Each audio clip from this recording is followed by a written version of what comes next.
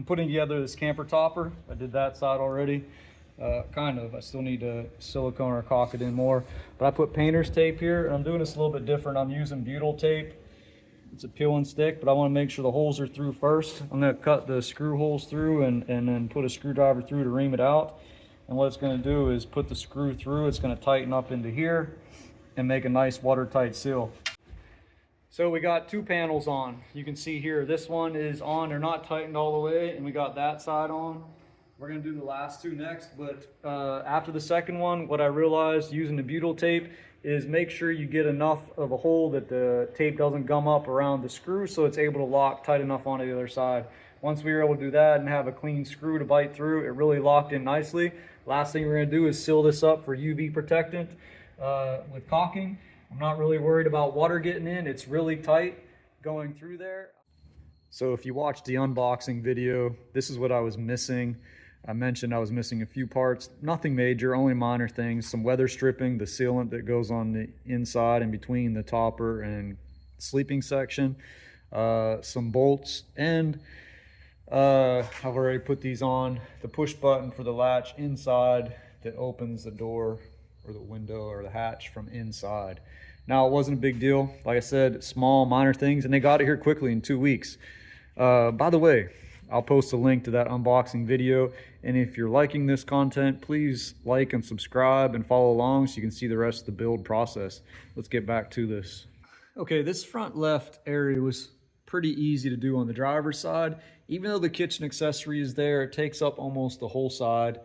There was enough room there definitely to make that part easy. I showed you the butyl earlier where it was installed on the outside. You can see some of it tucking in through on the inside. That way, or for that reason, I'm not going to put any caulking on the inside. I like the way the butyl came through on the screws, so I know it's got a nice tight seal and it'll be pretty waterproof.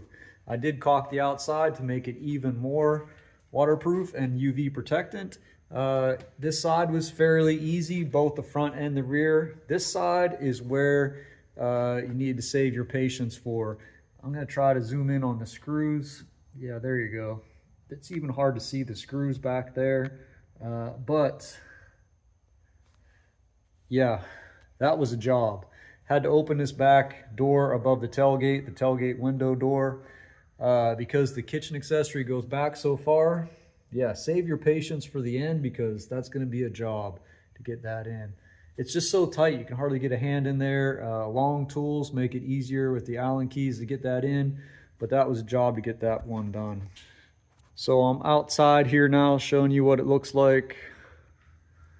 Really like the MOLLE panel. I think that's a nice touch. I wish they would have put some rib nuts on the inside. I'm going to try to put another row of rib nuts in through there. They already got the holes, so that's fine. Might even to do some insulation in here, so follow along that, see how we get this insulated. MOLLE on the back also. So yeah, I built this stand so I can move it with the tractor, get it off the ground, easier to work. I use this OSI, it's Quad Max. I watched a Marine or a RV repair guy did a video, and he did like, I don't know, it must have been 8 or 9 different silicones and sealants, and this was his favorite. Had the best stretch, elasticity, and sealing power, and easy to clean up, which I really liked. Some of the more populars that are done in the overland industry like Sikaflex are really good, and he bragged on that and said how great it was. However, it's pretty hard to remove whenever you want to take it off or fix something. Just look at all the space in the back of that truck bed. With those flat sides that go straight up and down, there's so much more room. Even with the kitchen, the built-in kitchen sticking out, still a ton of space. Now, looking at this, I'm sliding this back onto the rack that I made, but you can buy these just a topper, and you can buy a one-piece lid that goes on top of this. So if you wanted to put the sleeping platform on later, you could do that. You know, do it in 2 purchases or 2 orders. That wouldn't be a problem.